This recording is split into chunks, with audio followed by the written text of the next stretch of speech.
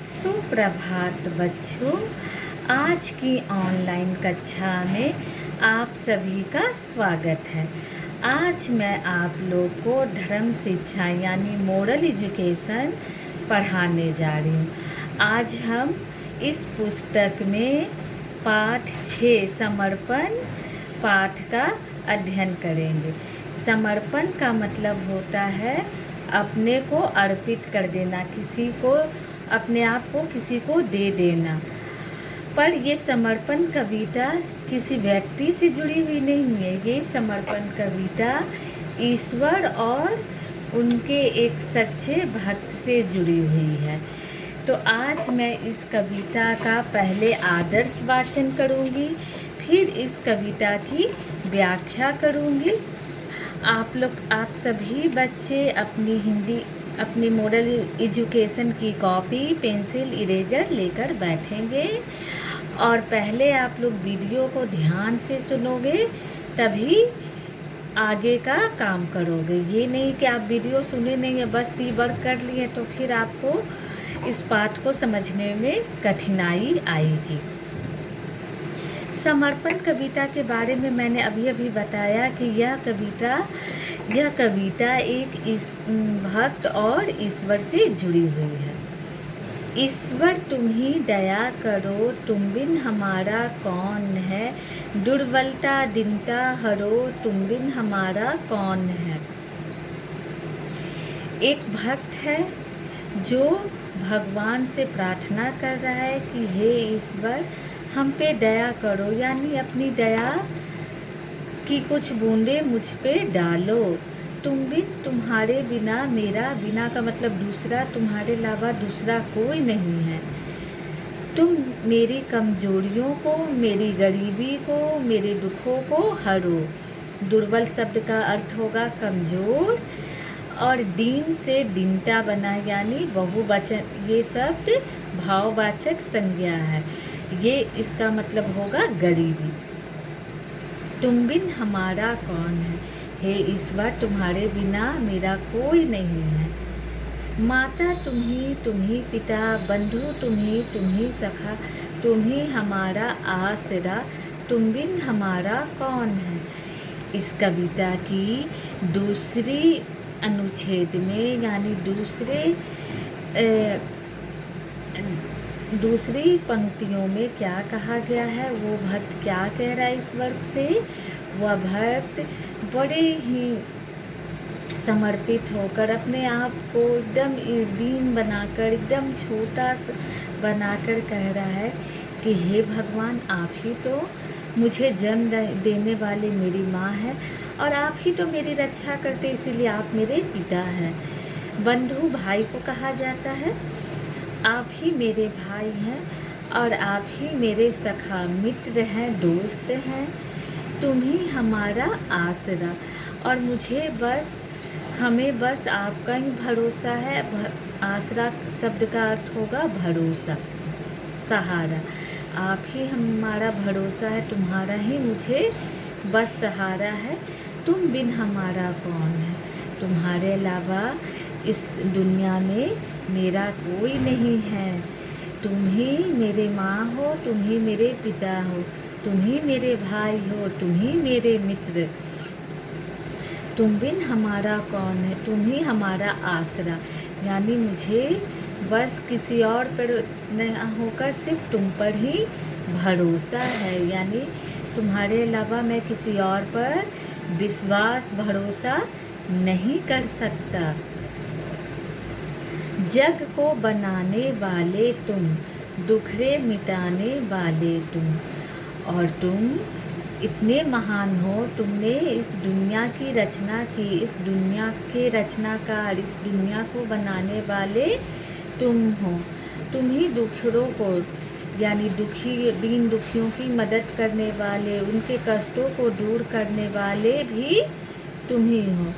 बिगड़ी बनाने वाले तुम बिन हमारा कौन है। और हमारे जीवन में, यानी मेरे रोज़ की दिनचर्या में जो किस्मत ख़राब, लोग कहते हैं ना कि आज तो मेरा समय ख़राब चल रहा है, यानी मेरे बिगड़ी, यानी मेरे भाग्य में जो दुख और द्वेष है, जो भी मेरे अंदर की बुराइयां हैं, उस सब को मिटाने वाले तुम हो। तुम बिगड़ी यानी किसी के बिगड़े काम को सुधारने वाले भी तुम हो। तुम बिन हमारा कौन है, तुम्हारे अलावा मेरी बिगड़ी कोई नहीं बना सकता। तेरी दया के सामने कुछ भी नहीं हमें खबर। हे ईश्वर, आप इतने दयालु हैं, आपको दया का सागर कहा जाता है और आपकी दया इतनी विशाल है, इतनी बड़ी है कि मुझे उसकी ज़रा सी भी सूचना नहीं है। मैं उसके बारे में ज़रा भी नहीं जानता कि आप कैसे अपनी दया से इस दुनिया के हर प्राणी का कष्ट दूर करते हैं। जाए तो जाए पर किधर, तुम बिन हमारा कौन है। हे ईश्वर, मैं आपको छोड़कर किसके पास जाऊंगा। किसी के पास जाने की शक्ति मुझ में नहीं है, क्योंकि सारे शक्तियों का सर्वशक्तिमान तुम ही हो। तुम्हें छोड़कर मैं जाऊं तो जाऊं किधर, तुम्हारे अलावा मेरा कोई नहीं है। तेरा भजन तू ही सजन, तेरी ही धूम तेरी लगन। हे प्रभु, वो भक्त फिर से कहता है, हे प्रभु, हे ईश्वर। मैं भजन का मतलब ईश्वर का गुणगान करना। मैं केवल तेरा ही गुणगान करता हूँ। तुझे ही अपना सजन यानी अपना सब कुछ तुझे ही मानता हूँ, समझता हूँ।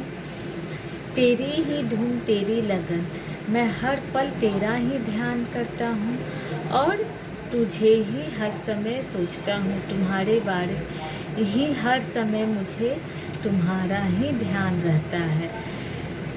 मैं पूरी तरह से अपने मन को तुम्हारे में समर्पित कर दिया हूँ। तेरी शरण केवल सखा, तुम बिन हमारा कौन है। हे ईश्वर, हे मेरे सखा, तुम्हारे अलावा मेरा कोई नहीं है।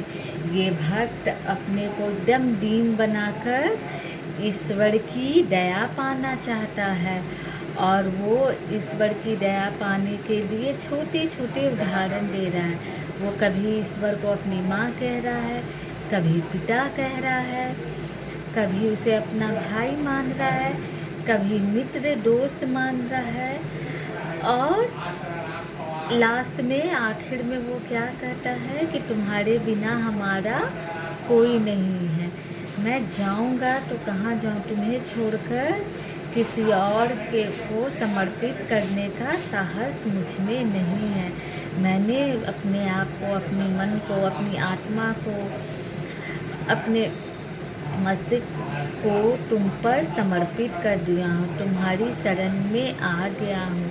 मेरा भला बुरा जो कुछ भी है उस सब को तुम नज़रअंदाज करो और मुझे अपनी शरण में रखो, मुझे अपनी शरण में सहारा दो। इस कविता की आखिरी अनुच्छेद में कवि क्या कहता है उसे भी देखो। तेरा ही ध्याते ध्यान हम, तुम ही हो पहले से ज्ञान हम। हर लो तिमिर अज्ञान का, तुम बिन हमारा कौन है। तेरा ही ध्याते ध्यान हम, मैं बस तुम्हें ही ध्यान करता हूँ, तुम्हारे ही ध्यान में लगता हूँ। तुम ही पहले ज्ञान हम, तुम ही मुझे ज्ञान यानी मुझे अंधकार से हटाकर प्रकाश की ओर ले जाने वाले तुम ही हो। हे ईश्वर, हे प्रभु, तुम मेरे मन में पैदा हुए। तिमिर का मतलब होता है अंधकार, मेरे अज्ञान के अंधकार को दूर करो। तुम बिन हमारा कौन है, तुम्हारे अलावा मेरा कोई नहीं है। हे प्रभु, मैंने अपने आप को तुझ पे समर्पित कर दिया है। मेरा मन मस्तिष्क, मेरा वजूद सब कुछ तुम्हारा है। मैं अपने आप को पूरी तरह से, मन से, शरीर से, सब तरह से अपने आप को तुझे समर्पित कर दिया हूँ। तो बच्चों, इसके साथ ही इस कविता को मैं समाप्त करती हूँ। और ये अभ्यास कार्य देखो, ये खाली स्थान, खाली जगह को आपको भरना है। आप इस कविता को पढ़ लो और खाली जगह को क्लास वर्क में अभी पूरा करो और मुझे कॉपी सेंड करोगे। अब मैं आप लोगों को कुछ कठिन शब्दों के बारे में बताऊंगी, जिसे मैं शब्दार्थ का रूप देकर बता रही हूँ। सबसे पहले मैंने दुर्बलता शब्द का चयन किया है। दुर्बलता का मतलब होता है कमज़ोर। दीनता, दीन का मतलब गरीब, दीनता का मतलब गरीबी। तिमिर, तिमिर का मतलब होता है अंधेरा। अज्ञान, अज्ञान शब्द है जिससे जो कुछ ना जाने उसे अज्ञानी या अज्ञान कहते हैं। ज्ञान का मतलब होता है जानने वाला, अज्ञान का मतलब जो कुछ ना जाने। खबर, खबर शब्द उर्दू भाषा का है जिसका अर्थ होता है जानकारी या सूचना। सखा, सखा का मतलब मित्र, दोस्त। ढूंढ, ढूंढ का मतलब किसी को ढूंढना या पिटाई करना नहीं होगा। ढूंढ का अर्थ होगा लगन। मौज, किसी का ध्यान करना। तो वो भक्त किसके धुन में था, किसके ध्यान में था? ईश्वर के। लगन, लगन और लग्न दो अलग अलग शब्द है। लगन, यहाँ हमारा लगन है, लगना, लगन। लगन का मतलब होगा पूरी तरह से किसी काम में ध्यान लगाना। आसरा, आसरा शब्द का अर्थ है सहारा, भरोसा। जग, जग का मतलब दुनिया, संसार।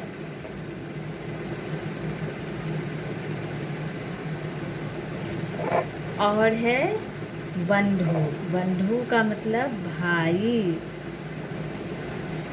बंधु भाई को कहा जाता है। तो बच्चों, आज मैंने आप लोगों को समर्पण पाठ से 11 कठिन शब्दों का चयन किया है और आप इन सारे शब्दों को सही सही शुद्ध शुद्ध लिखने का प्रयास करें।